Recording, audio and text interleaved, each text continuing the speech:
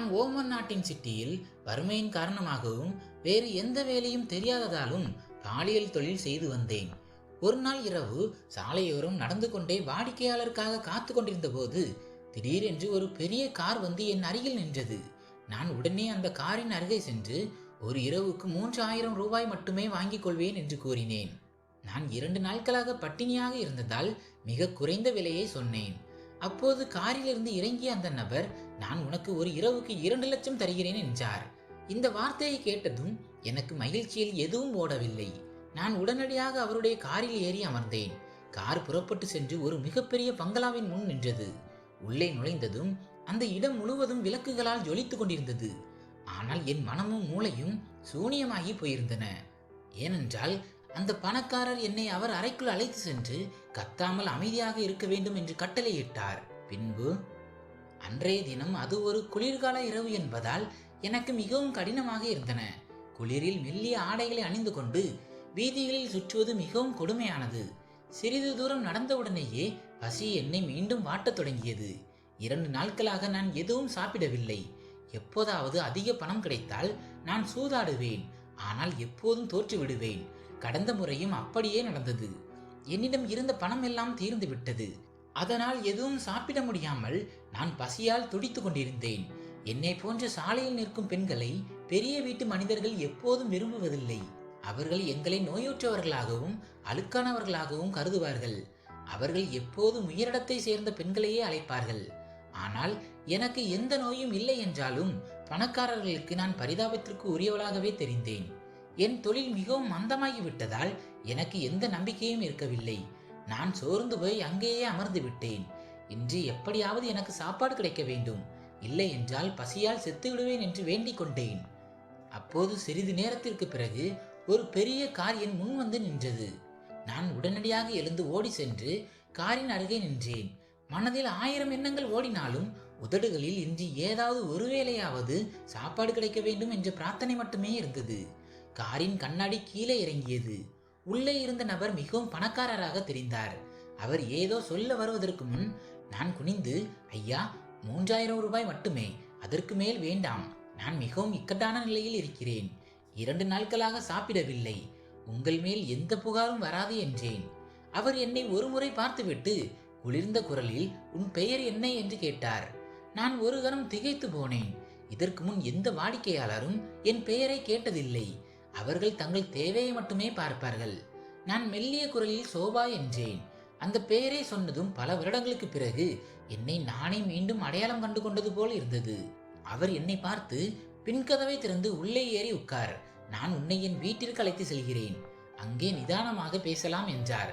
நான் சற்று ஆச்சரியப்பட்டேன். இன்று வரை யாரும் என்னிடம் இப்படி பேசியதில்லை என்று யோசித்தேன். அவர் என்னை தன் வீட்டிற்கு அழைத்தது எனக்கு சற்று பயமாகவும் இருந்தது. ஆனால் இப்போது பயந்து என்னாக போகிறது? எல்லாவற்றையும் இழந்த ஒருத்திக்கு உலகத்தை பற்றி என்ன பயம் இருக்கும்? நான் அமைதியாக சென்று காரில் அமர்ந்தேன். உள்ளே அமர்ந்ததும் விலையுயர்ந்த வாசனை திரவியத்தின் நறுமணம் என்னை சற்றே கலங்க செய்தது. அவருடைய கையில் இருந்த விலையுயர்ந்த கடிகாரம் மற்றும் காரை பார்த்ததும் எனக்கு தெரியாமலே பயம் வரத் தொடங்கியது. நான் இவ்வளவு ஆடம்பரமான காரில் இதற்கு முன் அமர்ந்ததே இல்லை. ஓமன் வந்து 1.5 ஆண்டுகள் ஆகிவிட்டன. ஆனால் இதுவரை என் கால்கள் தான் எனக்கு துணையாக இருந்தன. அல்லது எப்போதாவது ஒரு மலிவான டாக்ஸியில் செல்வேன். ஆனால் இப்போது அவர் என்னை நேராக தன் வீட்டிற்கு அழைத்து சென்றார். என் இதய துடிப்பு வேகம் எடுத்திருந்தது. நீண்ட பயணத்திற்கு பிறகு கார் ஒரு பிரம்மாண்டமான வீட்டின் முன் நின்றது. கார் நின்றதும் காவலாளி கதவை திறந்தான். அவர் காரை உள்ளே கொண்டு சென்று நிறுத்திவிட்டு, கீழே இறங்கு, உள்ளே சென்று மிகவும் கண்ணியமாக நடந்து கொள். சந்தை பெண் போல் நடந்து கொண்டால் ஒரு பைசா கூட தரமாட்டேன், போலீசில் ஒப்படைத்து விடுவேன் என்று எச்சரித்தார். நான் சொல்வது போல மட்டும் பேசு, உன் இஷ்டத்துக்கு எதையும் பேசாதே.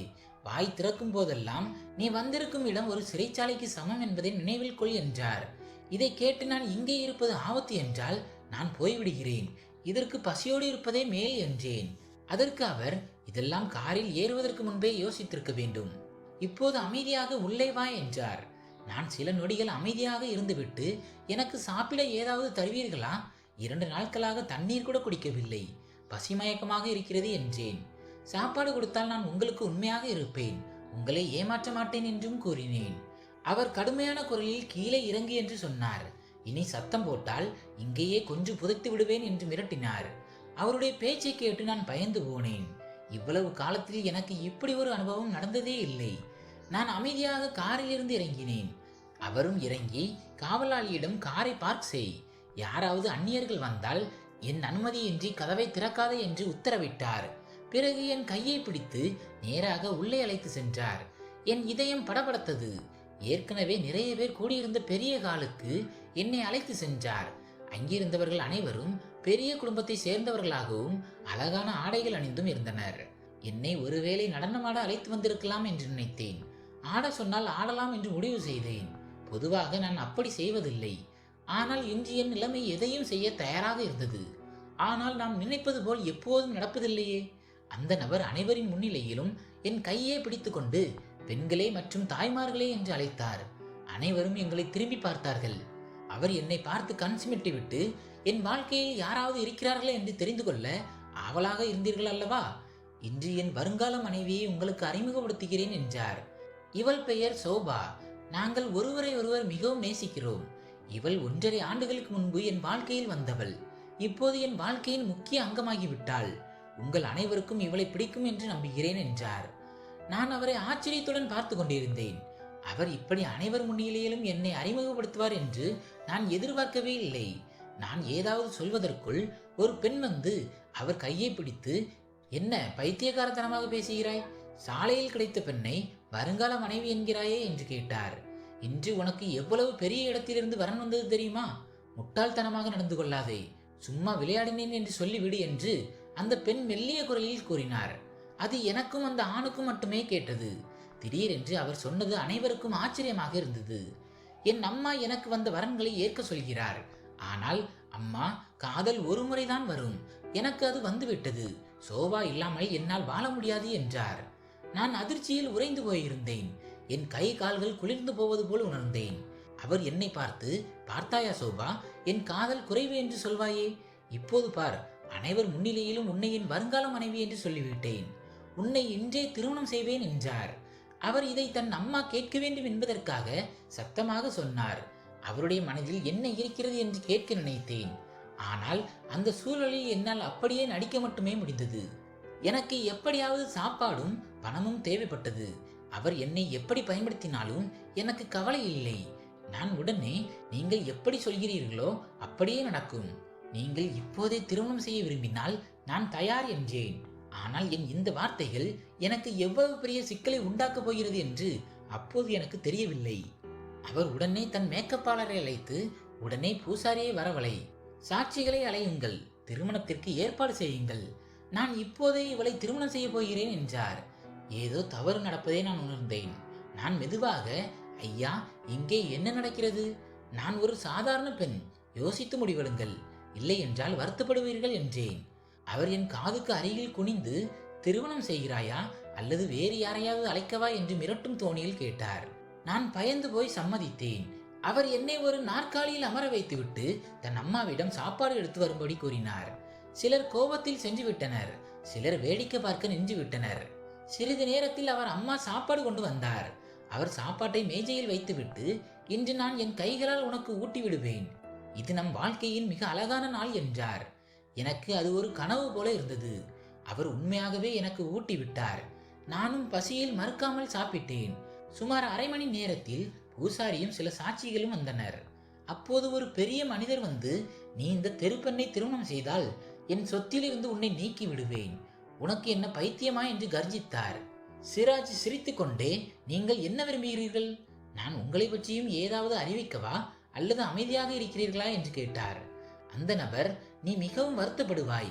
என் மானத்தை இப்படி நாசமாக்க ஒருபோதும் விடமாட்டேன் என்று சொல்லிவிட்டு சென்றார். சிராஜ் பூசாரியிடம் சென்று கைகுலுக்கி பேசினார்.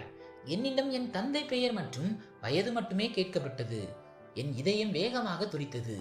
இது எல்லாம் ஒரு கனவு போல் இருந்தது. திடீரென்று ஒரு கார் வந்து என்னை இவ்வளவு பெரிய மாளிகைக்கு அழைத்து வந்து இப்படி மரியாதையுடன் நடத்துவது நம்ப முடியாததாக இருந்தது.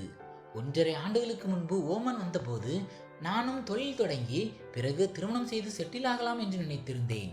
ஆனால் என் வாழ்க்கை இப்படி திசை மாறும் என்று நான் கற்பனை கூட செய்ததில்லை. சிறிது நேரத்தில் பூசாரியும் சிராஜும் என் அருகில் வந்தார்கள். சாட்சிகளும் அருகில் அமர்ந்தார்கள்.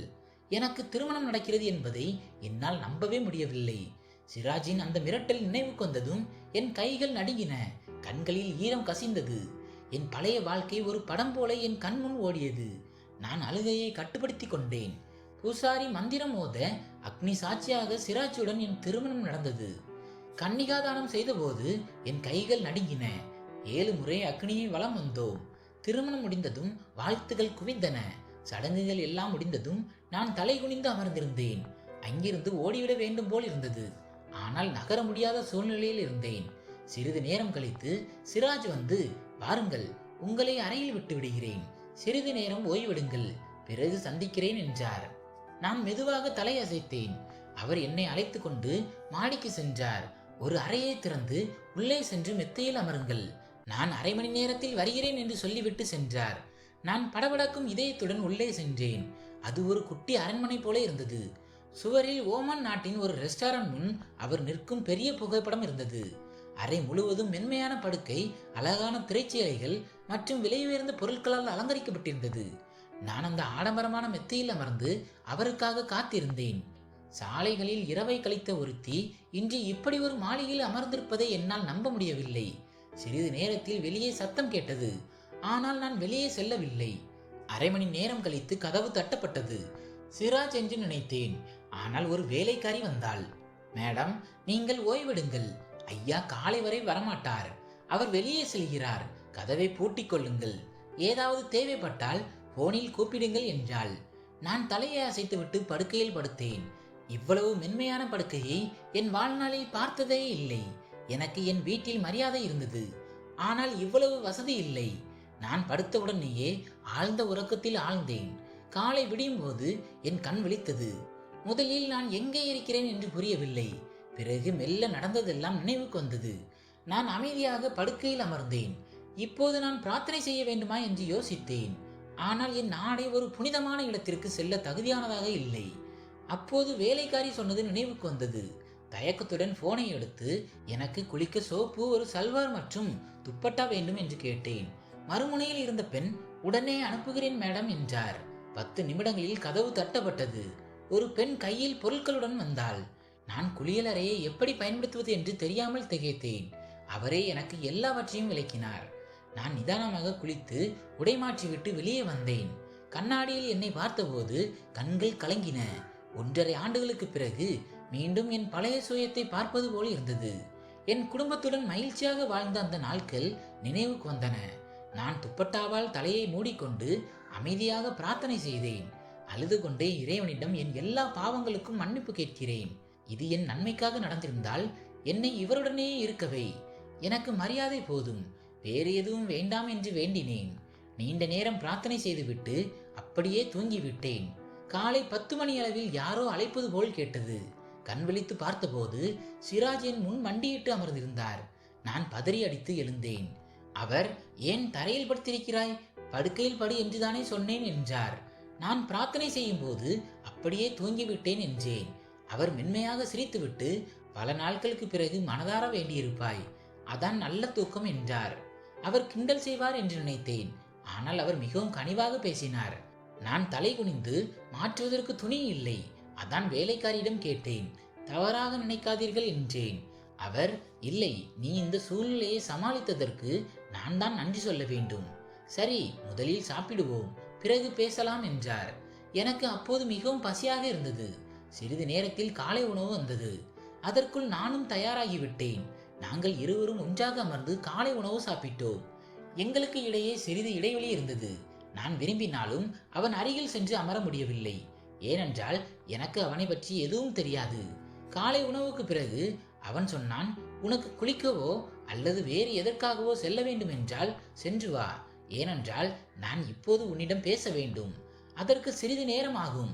நான் மெதுவாக, நீங்கள் சொல்லுங்கள், நான் எங்கும் செல்ல விரும்பவில்லை, நீங்கள் சொல்வதை மட்டும் கேட்க விரும்புகிறேன் என்றேன்.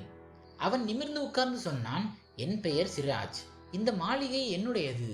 நானும் என் தந்தையும் சேர்ந்து ஒரு நிறுவனத்தை நடத்துகிறோம். என் தாய் எனக்கு மாற்றாந்தாயான சித்தி அவர்களின் விருப்பப்படி என்னால் திருமணம் செய்து கொள்ள முடியவில்லை. ஏனென்றால் அவர்கள் மிகவும் பேராசை குணம் கொண்டவர். என் வாழ்க்கையில் எந்த பெண் வந்தாலும் அவளை பார்த்ததும் அவர்களுக்கும் பேராசை வந்துவிடும். அதனால் நான் ஒரு பெரிய முடிவை எடுத்தேன். இரவில் ஒரு இளம் பெண்ணை என் அறைக்கு அனுப்பி என்னை அவமானப்படுத்தி அவளையே என்னை திருமணம் செய்து கொள்ள வற்புறுத்துவது அவர்களின் திட்டமாக இருந்தது. ஆனால் எங்கள் குடும்பத்தில் இதுபோன்ற விஷயங்கள் மிகவும் தீவிரமாக எடுத்துக்கொள்ளப்படுகின்றன. இந்த விஷயம் எனக்கு எங்கள் வேலைக்காரர் ஒருவர் மூலம் தெரிந்தது. உண்மையில் நான் திருமணம் செய்து கொள்ள விரும்பினேன். ஆனால் அது வெறும் சம்பிரதாயத்திற்காக மட்டுமே. அதனால் சில மாதங்கள் என்னுடன் திருமணமாகி வாழ்ந்துவிட்டு பிறகு பிரிந்து செல்லக்கூடிய ஒரு பெண்ணை நான் தேடிக்கொண்டிருந்தேன். ஆனால் அப்படி எந்த பெண்ணும் கிடைக்கவில்லை. நான் கவலையோடு சுற்றி கொண்டிருந்தேன். அப்போதுதான் என் பார்வை உன்மீது பட்டது. அந்த நேரத்தில் என் மனதில் நடைமுறை சிந்தனை மட்டுமே இருந்தது. அதனால் தான் நான் உன்னை தேர்ந்தெடுத்தேன். நேற்று இரவு நான் உனக்கு 5 லட்சம் தருவதாக சொன்னேன். ஆனால் இப்போது 12 லட்சம் தருகிறேன். நீ 4 மாதங்கள் என்னுடன் இருக்க வேண்டும். நீ ஒரு சாதாரண பெண் அல்ல, என் உண்மையான தேர்வு என்றும் நாம் 1.5 ஆண்டுகளாக ஒன்றாக வாழ்ந்து வருகிறோம் என்றும் என் குடும்பத்தினரிடம் காட்ட விரும்புகிறேன் என்றார். நான் அமைதியான குரலில், ஏன் 1.5 ஆண்டுகள் என்று சொல்ல விரும்புகிறீர்கள்? 2 ஆண்டுகள் என்றும் சொல்லலாமே என்று கேட்டேன். ஏனோ எனக்கு ஏதோ அசம்பாவிதம் நடக்கப் போவது போன்ற உள்ளுணர்வு ஏற்பட்டது. சில நொடிகள் அவன் முகத்தில் ஒரு நிழல் கடந்து சென்றது. அவன் பேச்சை மாற்றிக்கொண்டு, இல்லை, சும்மா அப்படி சொன்னேன். இருக்கட்டும், இப்போதைக்கு நான் உனக்கு 2 லட்சம் தருகிறேன். பிறகு ஒவ்வொரு மாதமும் கொஞ்சம் கொஞ்சமாக பணம் தருவேன். நீ நன்றாக நடித்தால் நான் உனக்கு 12 லட்சத்திற்கும் அதிகமாக கூட தரலாம் என்றான். இதனால் நீ உன் வாழ்க்கையை மேம்படுத்திக் கொள்ள முடியும். உனக்காக நான் இன்னொரு நல்ல விஷயம் செய்ய முடியும். உனக்கு ஒரு நல்ல இடத்தில் வேலை வாங்கி தருகிறேன். அதனால் நீ வாழ்நாள் முழுவதும் பாதுகாப்பான மற்றும் மரியாதையான வாழ்க்கையை வாழ முடியும். அவனது பேச்சை கேட்டு 1.5 ஆண்டுகளுக்கு பிறகு என் வாழ்க்கை மாறிவிட்டது போல் உணர்ந்தேன். நான் அவனை பார்த்து, நான் எப்போதும் உங்களுக்கு கடமைப்பட்டிருப்பேன். நீங்கள் எனக்காக எவ்வளவு செய்கிறீர்கள் என்பதை என்னால் வார்த்தைகளால் விவரிக்க முடியாது என்றேன். நான் மெதுவாக, நீங்கள் எத்தனை மாதங்கள் சொல்கிறீர்களோ அத்தனை மாதங்கள் நான் உங்களுடன் இருக்க தயார். எப்படியும் எனக்கு தங்க வேறு இடம் இல்லை. சாலைகளில் தான் என் வாழ்க்கை கழிகிறது என்றேன். பல நாட்கள் நான் பட்டினியாகவே தூங்கியிருக்கிறேன். நீங்கள் எனக்கு உங்கள் வீட்டில் அடைக்கலம் கொடுத்தால் நான் உங்களுக்காக எதையும் செய்வேன் என்றேன். என் பேச்சை கேட்டு சில நொடிகள் அவன் முகத்தில் சோகம் படர்ந்தது. பிறகு அவன் தன் இடத்திலிருந்து எழுந்து, நான் உன்னிடம் எதையும் விரும்பவில்லை. உனக்கு ஒரு நிம்மதியான வாழ்க்கையை தர விரும்புகிறேன்.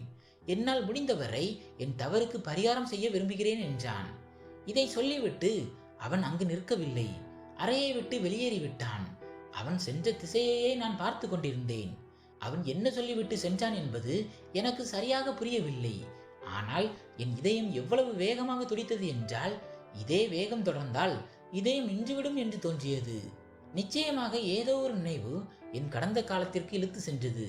அதை நினைத்தாலே என் நிலைமையை மோசமாக்கும். நான் ஒரு முதன்மை குடும்பத்தின் மகள். என் தந்தை தொழிற்சாலை ஒப்பந்ததாரராக இருந்தார். எல்லோரும் எங்களை மதித்தார்கள்.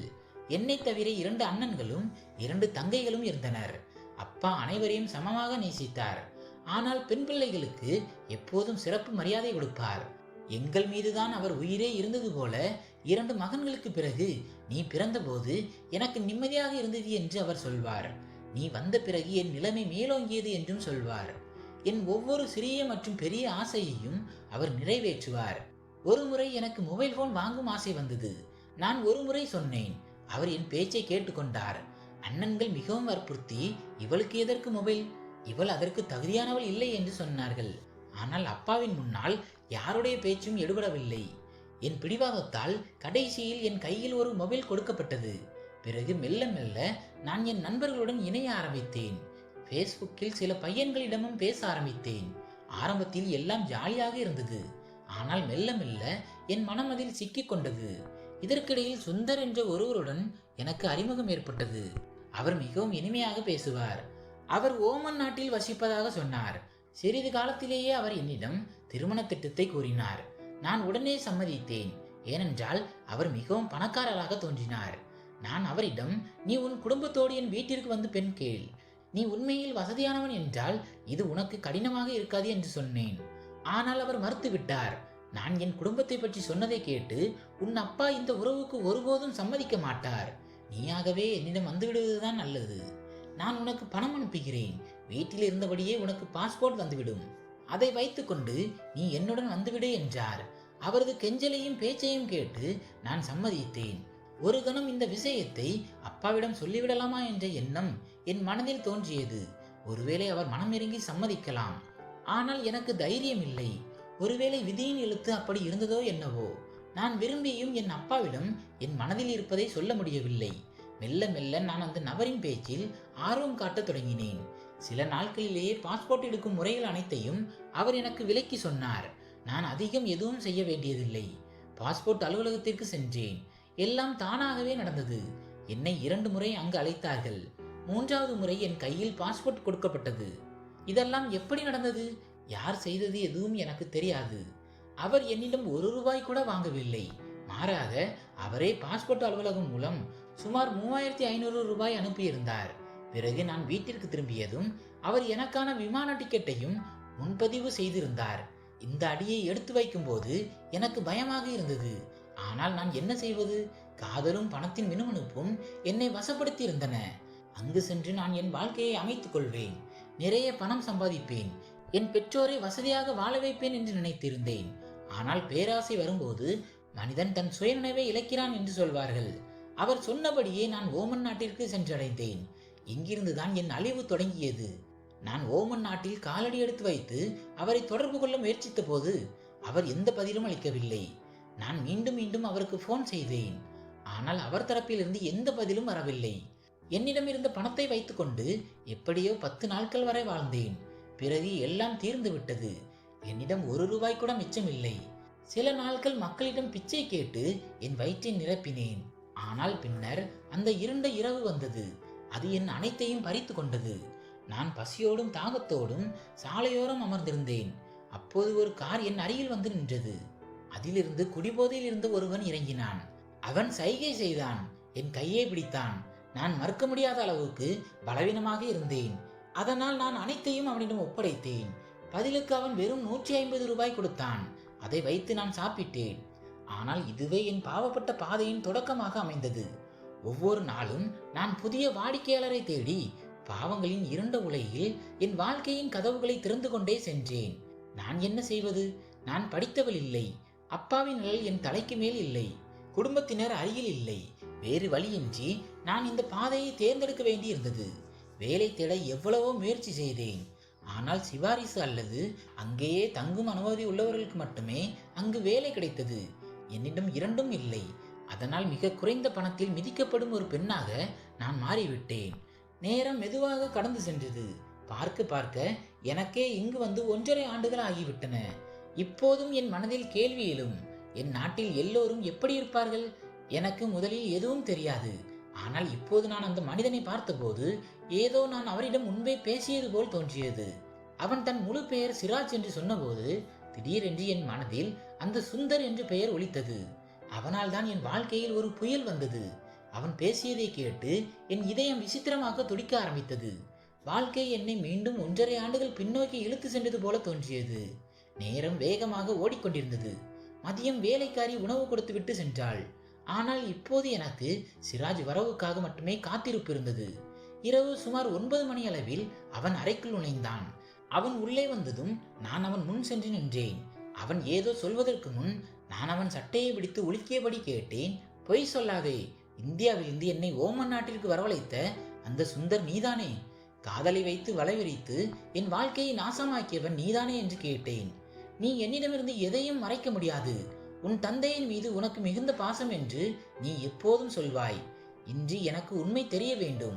நான் கடவுளிடம் எத்தனை முறை வேண்டியிருப்பேன், ஒரு முறையாவது உன்னை சந்தித்து கேட்க வேண்டும் என்று. அப்படி நான் உனக்கு என்ன துரோகம் செய்தேன்? எதற்காக என்னிடம் இப்படி நடந்து கொண்டாய் என்றேன். என் பேச்சை கேட்டு அவன் திடீரென்று முழங்காலில் அமர்ந்து சத்தமாக அழ ஆரம்பித்தான். அவன் கண்ணீர் நிற்பதாக தெரியவில்லை. அந்த கணத்தில் என் சந்தேகம் சரியானது என்று உறுதியானது. அவன் அழுது கொண்டே சொன்னான், நான் உதவியற்றவனாக இருந்தேன். குடும்பத்தினரின் அழுத்தம் மற்றும் கட்டுப்பாடுகள் காரணமாக நான் உன்னை இந்தியாவிலிருந்து ஓமன் நாட்டிற்கு வரவழைத்த போது என் தந்தை எனக்கு எதிராக திரும்பினார். நான் ஏழை பெண்ணை திருமணம் செய்தால் வீட்டை விட்டு வெளியேற்றி விடுவேன் என்று மிரட்டினார். அவர்களின் நடவடிக்கைகளை கவனித்துக் கொள்ள என் பின்னால் ஆட்களை நியமித்தார்கள். அதனால் என்னால் உன்னை தொடர்பு கொள்ள முடியவில்லை. இருந்தும் உன்னை என்னிடம் வரவழைக்க நான் முயற்சி செய்தேன். ஆனால் நான் அனுப்பிய நபரை நீ சந்திக்கவே இல்லை. பின்னர் கடந்த வாரம் நீ ஒரு ஹோட்டலில் ஒரு வாடிக்கையாளருடன் காணப்பட்டதாக எனக்கு தெரிந்தது. அவன் உன் புகைப்படத்தை காட்டிய போது பூமி பிளந்து நான் அதற்குள் புதைந்து விட மாட்டேனா என்று தோன்றியது. நான் உன்னை திருமணம் செய்து கொள்ள விரும்பவில்லை. ஆனால் என் உள்மனம் என்னை நிம்மதியாக வாழ விடவில்லை. நான் ஒவ்வொரு நாளும் செத்து செத்து பிழைத்தேன். அதனால்தான் நான் ஒரு திட்டமிட்டு உன்னை என் வாழ்க்கையில் சேர்த்து கொள்ள முடிவு செய்தேன். உனக்கு என்னை ஏற்றுக்கொள்வது எளிதல்ல என்று எனக்கு தெரியும். ஆனால் இன்று நான் என் வாக்குறுதிகள் அனைத்தையும் நிறைவேற்ற விரும்புகிறேன். தயவு செய்து என்னை ஏற்றுக்கொள் என்றான். அந்த கணத்தில் அந்த மனிதனை என் வாழ்க்கையில் இருந்து நிரந்தரமாக தூக்கி எறிய வேண்டும் என்று என் மனம் விரும்பியது. ஆனால் என் வாழ்க்கையில் நான் இவ்வளவு கஷ்டப்பட்டிருந்ததால் என்னை உண்மையாக நேசிக்கும், கஷ்டப்படுத்தாத மரியாதையும் அன்பும் நிறைந்த வாழ்க்கையை தரும் ஒரு நபர் இருக்க வேண்டும் என்று என் இதயம் எங்கோ ஒரு மூலையில் விரும்பியது. அதனால் விரும்பாமலேயே நான் அவனை மன்னித்தேன். அவனுடன் ஒரு புதிய வாழ்க்கையை தொடங்கினேன். ஆரம்ப நாட்களில் பல சிறிய பிரச்சனைகள் வந்தன. என் பழைய வாழ்க்கையை நினைத்து நான் மிகவும் பயந்து போயிருந்தேன். அவன் என்னை எப்போது குத்தி காட்டுவானோ என்று எப்போதும் பயமாக இருக்கும். அவன் என்னிடம் கண்டிப்பாக சில விஷயங்களை சொல்வான். ஆனால் மக்கள் நினைப்பது போல் எதுவும் நடக்கவில்லை. நான் தெருவில் திரியும் பெண் என்றோ அல்லது என் கடந்த காலம் கரைபடியாதது என்றோ அவன் ஒருமுறை கூட என்னிடம் சொல்லவில்லை. மாறாக அவன் எப்போதும் எனக்கு மரியாதை கொடுத்தான். அவனது மாற்றாந்தாய் எப்போதும் என் பின்னால் சுற்றி கொண்டிருப்பார். ஆனால் அவன் என்னை காப்பாற்றுவான். தன் தந்தையின் முன்னால் என் மதிப்பை உயர்த்துவான். எனக்கு இருந்த கனவுகள் ஏறக்குறைய அழிந்து போயிருந்தன. திருமணத்திற்கு 6 மாதங்களுக்கு பிறகு அவன் என்னை என் அம்மா வீட்டிற்கு அழைத்து சென்றான். என் அண்ணன்களுக்கு திருமணமாகி இருந்தது. தங்கைகளின் திருமணம் நிச்சயமாகி இருந்தது. அப்பாவின் உடல்நிலை சரியில்லாமல் இருந்தது. அவர்கள் என்னை பார்த்தபோது மிகவும் கோபப்பட்டார்கள். என் முகத்தை கூட பார்க்க விரும்பவில்லை. ஆனால் என்னை இவ்வளவு பெரிய காரிலும் இவ்வளவு ஆடம்பரத்துடனும் பார்த்தபோது அவர்களின் கோபம் மெல்ல மெல்ல தணிந்தது. அவர்கள் என்னை மன்னித்து விட்டார்கள். ஒருவேளை என் மனதின் தூய்மையால் தான் இழந்த அனைத்தையும் நான் மீண்டும் பெற்றேன் என்று நினைக்கிறேன். இன்று என் கடந்த காலத்தை பற்றி நினைக்கும் போது என் ஆன்மா நடுங்குகிறது. கடவுள் எந்த பெண்ணுக்கும் இவ்வளவு வேதனையையும் இப்படிப்பட்ட ஒரு விதியையும் கொடுக்கக்கூடாது. உண்மையை சொன்னால் இன்று என்னிடம் எல்லாம் இருக்கிறது. அதற்காக நான் நன்றியுள்ளவளாக இருக்கிறேன். ஆனால் என் கடந்த காலத்தை நினைக்கும் போதெல்லாம் மனம் பதபதைக்கிறது. நான் நமது புதிய தலைமுறை பெண்களுக்கு ஒரு செய்தியை சொல்ல விரும்புகிறேன். உங்கள் வாழ்க்கையை உங்கள் குடும்பம் மற்றும் உண்மையான நண்பர்களுக்குள் மட்டுமே வைத்துக் கொள்ளுங்கள். ஏனென்றால் இந்த ஆன்லைன் உறவுகள் ஒருபோதும் உண்மையானவை அல்ல. இதற்கு பின்னால் நடிப்பும் ஏமாற்றுதலும் தான் அதிகம் இருக்கும். அது உங்களை அழித்துவிடும். காதல் உணர்வுகளில் மூழ்கி எடுக்கப்படும் ஒவ்வொரு தவறான முடிவும் ஒரு பெண்ணுக்கு அவமானத்தை மட்டுமே தரும்.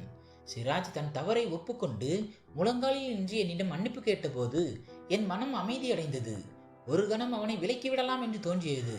ஆனால் நான் அனுபவித்துக் கொண்டிருந்த வழியை விட அன்பும் மரியாதை மற்றும் பாதுகாப்பான ஒரு நேர்மையான வாழ்க்கை பெரிதாக தோன்றியது. நான் அவனை மன்னித்தேன். அன்றிரவே எங்கள் உறவின் புதிய ஆரம்பம் தொடங்கியது. பயமோ அல்லது கட்டாயமோ இல்லாமல் அமைதியாக ஒரு நபருடன் நான் படுக்கையை பகிர்ந்து கொண்ட முதல் இரவு அதுதான். சிராஜ் சொன்ன சொல்லை காப்பாற்றினான். அவன் எனக்கு மனைவிக்கான முழு மரியாதையையும் கொடுத்தான். என் கடந்த காலத்தின் சுமையால் நான் நசுங்கி போவதை அவன் விரும்பவில்லை. ஒரு கணவன் தன் அன்பான மனைவியிடம் எப்படி நடந்து கொள்வானோ அப்படிதான் அவன் என்னிடம் நடந்து கொண்டான். அவனது மாற்றாந்தாய் ஏதாவது சதி செய்து விடுவார்களோ என்று எனக்கு ஆரம்பத்தில் எப்போதும் பயமாக இருக்கும். அந்த பெண் அடிக்கடி சிராஜின் தந்தையிடம் என் சிறிய தவறுகளை சுட்டிக்காட்ட முயற்சிப்பார். உதாரணமாக டைனிங் டேபிளில் முள்கரண்டியை சரியாக பிடிக்கவில்லை என்றோ ஆங்கிலம் சரியாக பேச வரவில்லை என்றோ சொல்வார். ஆனால் சிராஜ் எப்போதும் எனக்கு கவசமாக நின்றான். ஒருமுறை மாற்றாந்தாய், என்ன மாதிரியான மர்மங்களை கொண்டு வந்திருக்கிறாய் சிராஜ்? இவளுக்கு நாகரிகம் கூட தெரியவில்லை. எந்த தெருவிலிருந்து வந்தவளோ என்று கிண்டலடித்தார். இதை கேட்டு சிராஜ் கோபப்படாமல் பதிலளித்தான். அம்மா, சோபா எனக்கு உலகின் மிக விலைமதிப்பெற்ற பொக்கிஷம். அவள் மனதளவில் பெரிய பணக்காரியாக இருக்கிறாள். அவளைத்தான் நான் நேசிக்கிறேன். நாகரிகம் பற்றிய விஷயத்தை நான் கற்றுக் கொடுத்து விடுவேன். நீங்கள் கவலைப்பட வேண்டாம் என்றான். இதை கேட்டு அந்த பெண் அமைதியானார். சிராஜின் தந்தை ஒரு தீவிரமான மற்றும் கொள்கைவாதி. மெல்ல மெல்ல என் மீது நம்பிக்கை வைக்க தொடங்கினார். நான் வீட்டில் உள்ள பெரியவர்களை மதிப்பதையும் சிராஜை மகிழ்ச்சியாக வைத்திருப்பதையும் அவர் பார்த்தார். 6 மாதங்களுக்கு பிறகு சிராஜ் என்னை என் அம்மா வீட்டிற்கு அழைத்து சென்ற போது என் தந்தையும் என்னை மன்னித்து விட்டார். நான் கற்பனை கூட செய்து பார்க்காத அனைத்தும் இப்போது என்னிடம் இருந்தன. அன்பு, பாதுகாப்பு, மரியாதை மற்றும் ஒரு எதிர்காலம் என் வாழ்க்கையை மேம்படுத்த முடியும் என்று சிராஜ் வாக்குறுதி அளித்திருந்தான். ஒரு நாள் சிராஜ் என்னிடம் வந்து, சோபா, நான் உன்னை வெறும் மனைவியாக வீட்டிற்குள் அடைத்து வைக்க விரும்பவில்லை. உன் வாழ்க்கையின் நோக்கத்தை நீயே தேர்ந்தெடுக்க வேண்டும் என்று நான் விரும்புகிறேன் என்றான். நீங்கள் எனக்கு வேலை வாங்கி தர விரும்புகிறீர்களா என்று கேட்டேன். அவன் புன்னகைத்தான். வேலைக்கு முன் நீ உன் படிப்பை முடிக்க வேண்டும் என்று நான் விரும்புகிறேன். நீ விரும்பினால் நான் உன்னை ஒரு ஆங்கிலம் மற்றும் கம்ப்யூட்டர் கோர்ஸில் சேர்த்து விடுகிறேன். இது நீ உன் சொந்த காலில் நிற்க உதவும் என்றான். அவனது பேச்சை கேட்டு என் மனதில் மிகப்பெரிய நன்றி உணர்வு ஏற்பட்டது. நான் உடனே சம்மதித்தேன். அடுத்த 1.5 ஆண்டுகள் நான் ஒரு மாற்றத்திற்கான பயணத்தில் இருந்தேன். நான் ஆங்கிலம் பேசவும், கம்ப்யூட்டர் இயக்கவும், குடும்பத்தை நிர்வகிக்கும் முறைகளையும் கற்றுக்கொண்டேன். ஓமன் நாட்டில் சிக்கலில் உள்ள இந்திய பெண்களுக்கு உதவும் ஒரு தொண்டு நிறுவனத்தில் சிராஜ் என்னை சேர்த்து விட்டான். இது என் வாழ்க்கையின் புதிய திருப்பமாக இருந்தது. இப்போது என் கடந்த காலத்தின் வழியை ஒரு வலிமையாக மாற்ற முடிந்தது. அந்த தொண்டு நிறுவனத்தில் வேலை செய்யும் போது பேராசை, ஏமாற்று அல்லது வறுமையால் நாடு விட்டு ஓமன் நாடு வந்து காணாமல் போன என்னை போன்ற பல பெண்களை நான் பார்த்தேன். அவர்களுடன் பேசும்போது, அவர்களுக்கு உதவும் போது என் கடந்த காலத்திலிருந்து எனக்கு அமைதி கிடைக்க தொடங்கியது. நான் சிராஜிடம், இப்போது எனக்கு நீ கொடுக்கும் பணத்தை விட இந்த வேலைதான் அதிகம் தேவைப்படுகிறது. நான் இப்போது பாதிக்கப்பட்டவள் அல்ல, நான் இப்போது உதவியாளர் என்று சொன்னேன். சிராஜ் வழக்கம் போல் எனக்கு துணையாக நின்றான். நான் இப்போது சமூக சேவை செய்வதையும் சிராஜ் அதில் எனக்கு துணையாக இருப்பதையும் அறிந்த மாற்றாந்தாய் மெல்ல மெல்ல எதிர்ப்பை கைவிட்டார். நான் பேராசைக்காரி அல்ல, ஒரு உண்மையான மனசு என்பதை ஒருவேளை அவர் புரிந்து கொண்டிருக்கலாம். காலப்போக்கில் என் இதயம் முழுவதுமாக தூய்மையானது. கடந்த காலத்தை நினைக்கும் போது இப்போது என் ஆன்மா நடுங்குவதில்லை. மாறாக ஒரு கனமான பாடம் நினைவுக்கு வருகிறது. இன்று நான் என் வாழ்க்கையை திரும்பி பார்க்கும்போது ஒவ்வொரு அடியிலும் இறைவனின் கரமும் சிராஜின் ஆதரவும் தெரிகிறது. நண்பர்களே, ஒரு வலிமையான செய்தியுடன் பேராசையை கைவிடுங்கள். பல லட்சம் பணத்தின் மினுமினுப்பிற்காகவும் உங்கள் சுதந்திரத்தையும் மரியாதையையும் விற்காதீர்கள். சுதந்திரம் விலை மதிப்பற்றது.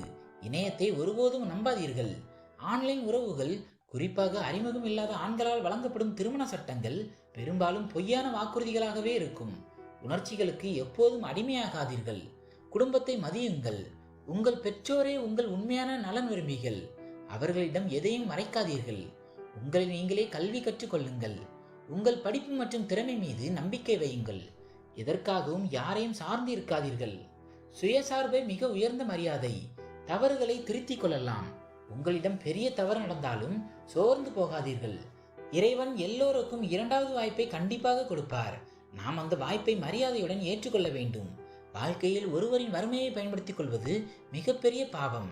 சிராஜ் முதலில் செய்தது போல மேலும் நம் ஆசை அல்லது உணர்ச்சிகளில் மூழ்கி நம் பாதுகாப்பையும் மரியாதையையும் பணையம் வைப்பது. 2வது தவறு, சிராஜ் மற்றும் சோபா இருவரும் தங்கள் தவறுகளை ஏற்றுக்கொண்டனர். ஒருவர் வருந்தினார், மற்றவர் மன்னித்தார். அன்பு, மன்னிப்பு மற்றும் மரியாதை மட்டுமே ஒரு உறவுக்கும் வாழ்க்கைக்கும் புதிய பிறப்பை கொடுக்கும். நண்பர்களே, இந்த கதை முற்றிலும் கற்பனையானது. தயவு செய்து இந்த கதையை ஒரு சமூக மற்றும் உணர்வுபூர்வமான பாடமாக பாருங்கள். இந்த கதை உங்களுக்கு பிடித்திருந்தால் வீடியோவை லைக் மற்றும் ஷேர் செய்யுங்கள். நமது சேனலை சப்ஸ்கிரைப் செய்து கொள்ளுங்கள். நன்றி.